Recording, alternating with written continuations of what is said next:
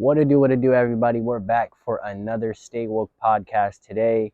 I'm back with this beautiful background behind me. It feels nice outside. Arizona is like under 95 degrees. That is insane for anybody that's from this state.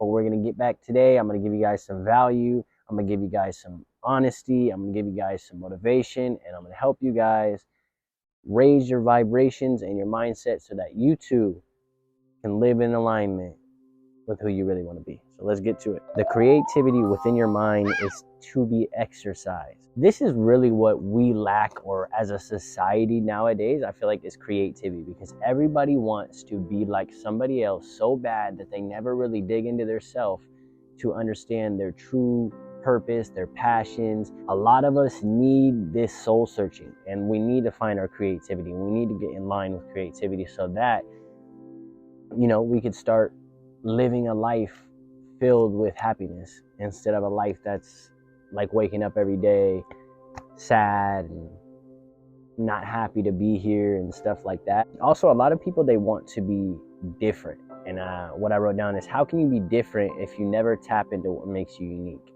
Huge. And this is kind of what I get frustrated with people sometimes about is, why do you have to say, I want to be different? So like, you do something that's just, different so that you seem different, instead of just doing something in alignment with yourself that in itself is different and unique, which in a sense is going to give people that, oh, he's doing something that's outside of the norm. Like, instead of trying to be different, just be you, and you will just be different. Being creative will provide a better quality of life for you. You'll wake up every day happy to get up and do something, because you're not living every day cookie cutter and doing the same things back and back and hoping to live a better life. Doing the same thing over and over again, hoping for a different outcome that never comes. That is the definition of insanity. A lot of us are, in layman's terms, insane. We choose to live a life filled with chaos. We choose to live a life stressed out all day. We choose to do this, and that.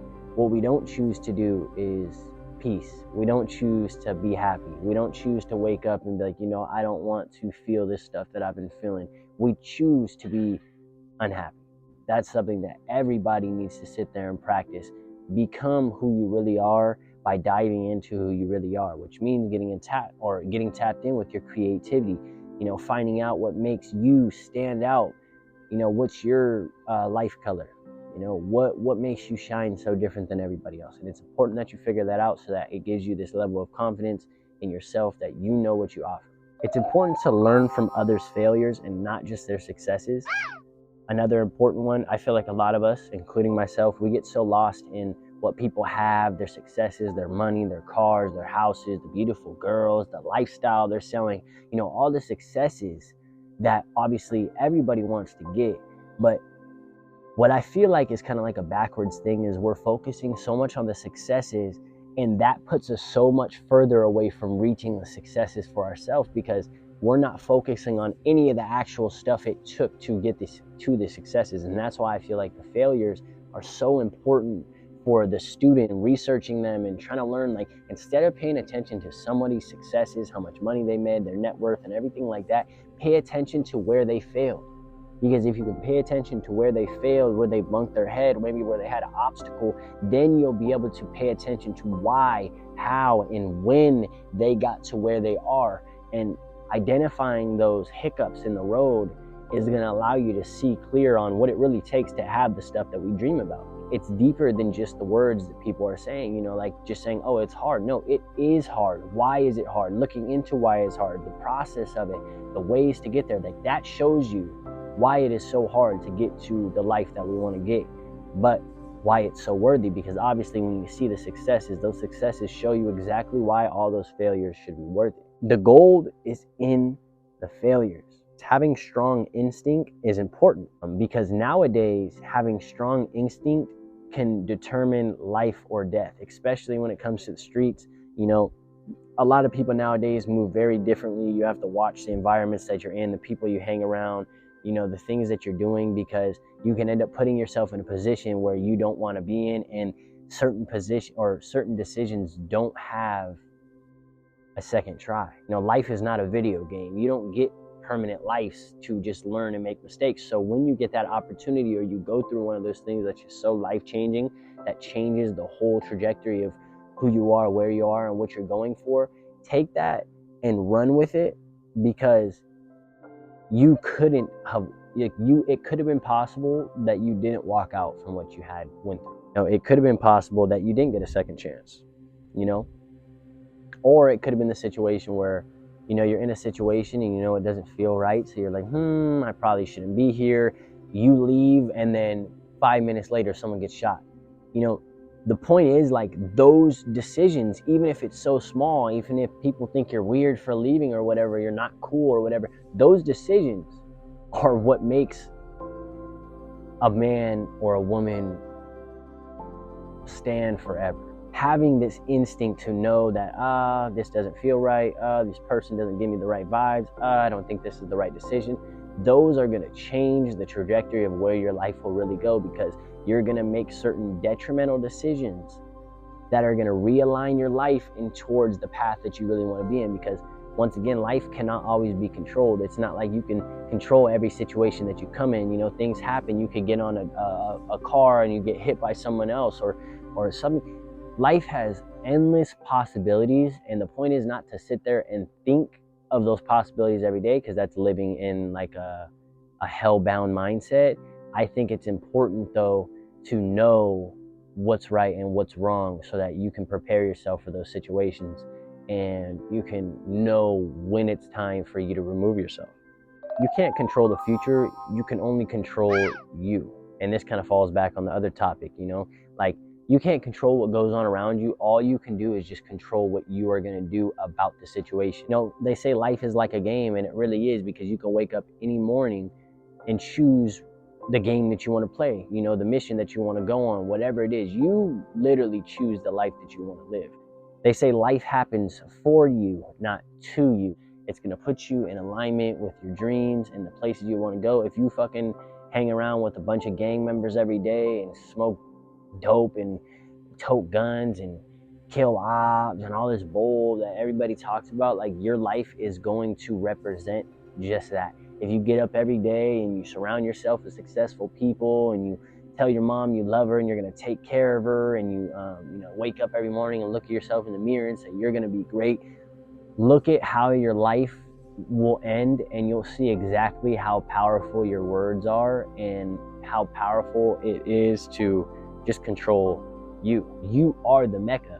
You are the reason that your life becomes what it comes. So it's important that you focus more on yourself and you focus less on what you can change about the life that's already happening. Silence is the first step to knowing yourself.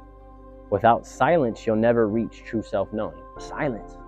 Why would you want me to be silent? It's not a matter of silence. It's more a matter of not talking so much. Everybody has an issue that they always have something to say, and they really don't know when or why or how they should speak or go about a situation. They kind of just speak. Silence is a beautiful thing, because not only is it going to protect you from situations you don't want to be in, or maybe you didn't realize you were putting yourself in, but it's going to allow you to tap into your inner peace and understand the situation truly outside of just the emotion. Regardless, if you want to, your subconscious mind is going to start saying things. You're going to start realizing things. You're going to start thinking deeper, because you're not just spitting words with no weight behind it. If you're going to say something, put some thought behind it. If you don't have something good to say, don't say it. Everybody loves to talk and loves to say this and loves to say that, but a lot of the people that talk so much just hate their life. They're not strong in the area that they're making fun of you. So they'd rather say things and hurt your feelings instead of just keeping their mouth shut, because they don't have the power. Silence is power. Being able to keep quiet when somebody is popping off in your face is power. Being able to control yourself and not doing something is power. Being able to just withhold all the urges to talk, react, and everything is a power within itself. Everybody just needs to practice shutting up, because when you shut up, then you'll finally get to realize what is really happening in front of you. Failing to prepare is preparing to fail. A lot of us, we expect somebody to come just give us an opportunity so when we're thinking about the opportunity, we're like, oh, we don't need to prepare. We don't need to work hard every day. We don't need to condition. We don't need to do this. But then what we don't realize is opportunity comes and goes all the time. Opportunity comes and goes all the time. Opportunity bypasses us because we're not even ready for the life that we want to and dread for all day. Success and this life and these women and everything, like all of that, to live this level of life with so much responsibility takes so much more than just the desire to have. Preparation is important.